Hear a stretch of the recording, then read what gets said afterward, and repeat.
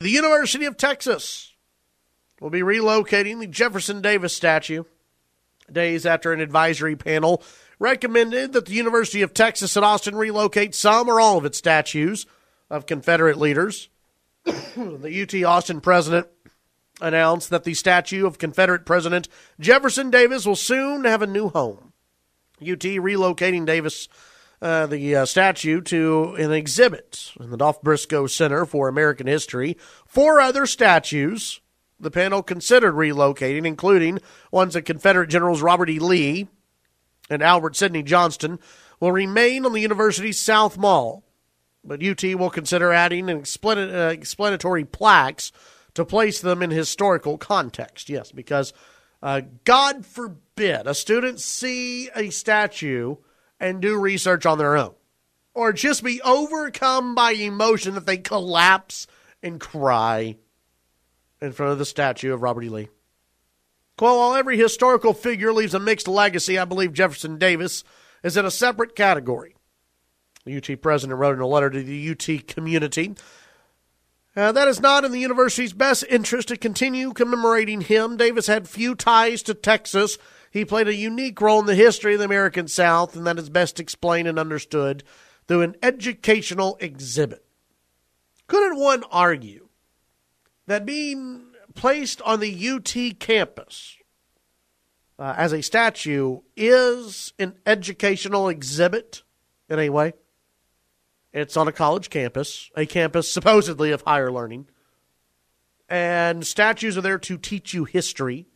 You can learn history, if you go and do a little Google search. I don't know. The moving of this is just stupid. UT will also move another statue. The statue of former U.S. President Woodrow Wilson will also be relocated to another outdoor location. Why? So that way UT can still have symmetry on the South Mall. He stands opposite of Davis on the South Mall. The Davis statue will likely be removed in the next 2 days. UT Austin spokesman Gary Sussman said it'll be refurbished and relocated to the Briscoe Center in the next 18 months. Now, I write about this a little bit in the morning brief today. You have to remember this about the statue. All in all, I am not an alum of the University of Texas. I have no ties to, them doing something different on the campus, whatever.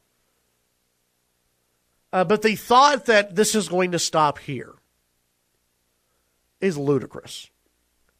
Within the next year or 2 years, the hysterical left will be back, and they will demand that the statue of Robert E. Lee come down. They will demand that other Confederate symbols. The left never stops. The outrage from the left never stops. If you give them an inch, they're going to keep coming. They're going to want more. And that's why the president of the University of Texas should have gotten up there and said, you know what, look, we don't endorse every view. We don't endorse every action taken by any of the people who have statues dedicated to them. But we are an institution of higher learning. We are a campus of ideas that are to be debated. Your livelihood is not impacted by a statue. It will have no impact on your life. If it does, you will not make it in the real world. You can choose to appreciate the statue or not. It is completely up to you. But go and do your own research. Go and live your life. If you want to hold a debate, hold a debate. But we're not going to give in just because a few of you are sad. We're not going to do it. I would love to hear that from a president of a university. But instead, we have to give in to the few that have to whine and cry and act as though their life has been hurt by a statue. If your life is really impacted that much by a statue, you will never make it in the real world. Although in the real world that we live in right now, there's a possibility you'll succeed, I guess, because we have to give in to every single person who is saddened by something in life. Let's go to the phones. See what you folks have to say. Gene, you're on KFYO. Yeah, isn't it noted to be diverse and be a bastion of total diversity? Of course. Yeah, they allow kids to come in with a lower standard based off diversity, whether it's their med school, their law school, and all that other stuff. Well, if they're the total package, then why are they removing this? Isn't that a diverse piece of our history? You would think so. Okay. You would think so. There are a bunch of free thinkers, and they want to make everybody feel good, but then, there again, this whole idiocracy of being offended has got to go. I'm with you. Well, there's just no protections against being offended. You can turn on the TV, the radio, or anything, and you can be offended every day. You need to get a life. But that's a distinct piece of history. It's been in place how many years now? Quite a few. Yeah. And so, there again, I think they need to recant their decision just based off their pursuit of total diversity. And if that doesn't fit into the diversity, I don't know what would. Yeah. Gene, good call. Appreciate it. Yep. Yeah, I just... It's silliness at the end of the day. You may not like Jefferson Davis. I'm not saying you have to. You may not like the idea of the Confederacy. No one's saying you have to, but it is part of history. And it is part of our history. And as the University of Texas, and you're a university who claims to love diversity, embrace it. And I would have loved it if the UT president would have come out and just said, get over it. This really has no impact on your life. This statue has no impact on your education here at the University of Texas. This statue will not ruin your day. You may or may not even know which statue we're even talking about. Move on. Get over it. And it's fine that they say they'll leave the other statues up, but I just wonder how long. There are already people who are mad about schools being named Robert E. Lee. And they're trying to get that name change at a bunch of different schools around the state of Texas and elsewhere. So how long until someone's mad about that statue? Or they are, have the faux outrage towards that statue. I guarantee you, most of the students, most of the people who signed this stupid petition, they really weren't upset about a statue. But instead, we live in a society where we like to jump on to the latest movement. The latest hashtag. The latest activism. We love to jump in and be a part of something.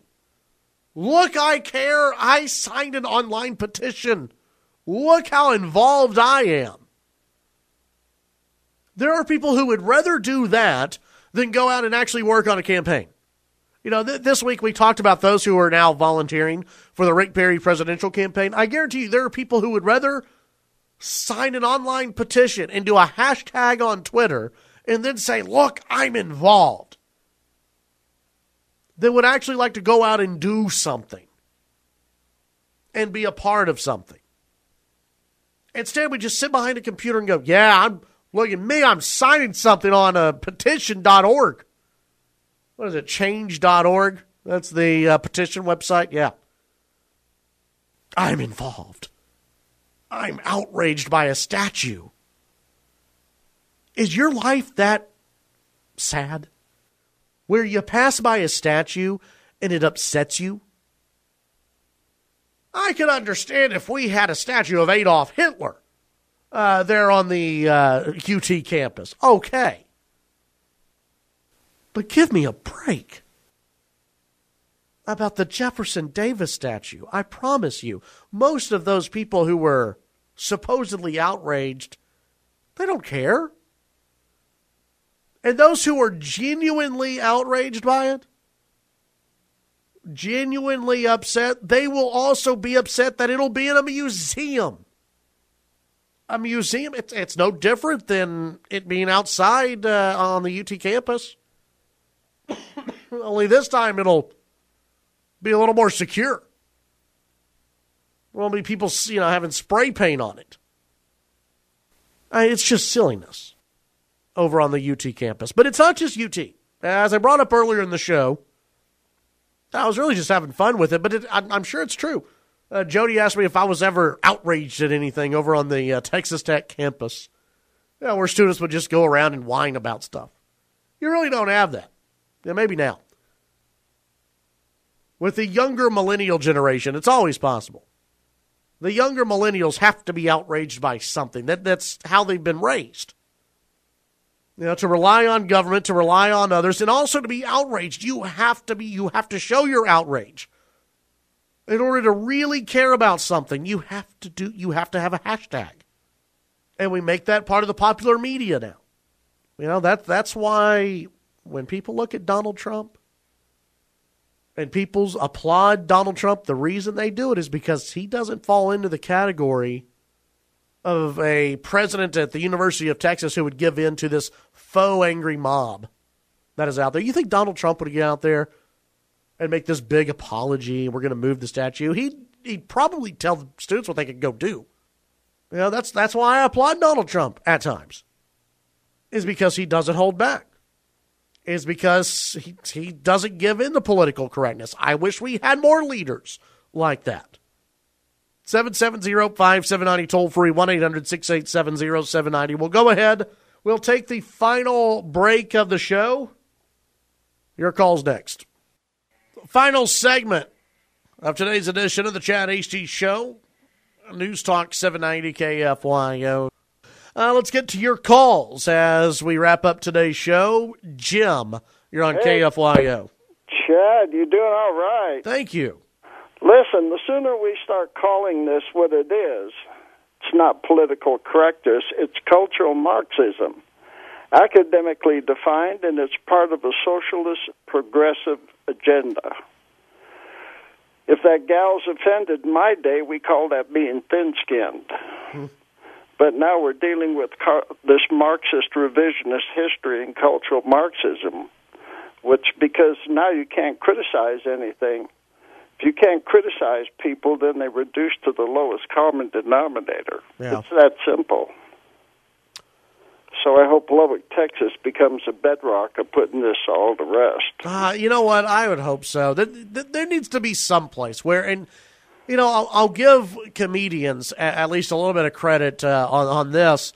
There are comedians that are getting fed up with it because, comedy, in the world of comedy, which, has at times... That's its fuel. Yeah, I mean it's offended people, in a funny way. But it's been okay. No topic has been off limits before in the world of comedy, right? But now all of a sudden, there are things you just can't say. Jerry Seinfeld a while back said he doesn't do shows on college campuses anymore because the things that he used to tell jokes about, now college students get offended. Well, now, and the issue being that, when I run into it, I tell people, I'm sorry, I just don't subscribe to cultural Marxism, and I get a blank look over that, Yeah, but you'd get that on the UT campus, too. But the same thing is, we had these deals where a group taking the microphones away from Jeb Bush and all that. Yeah. That's called an insurrection. Yeah. Now, by federal law, they ought to have the federal troops in there because that's an insurrection. But people don't want to say that. It's hard to remember this is all 12% of the population. Right. So, onward and upward, cultural Marxism. Jim, thank you very much. Have a good day out there.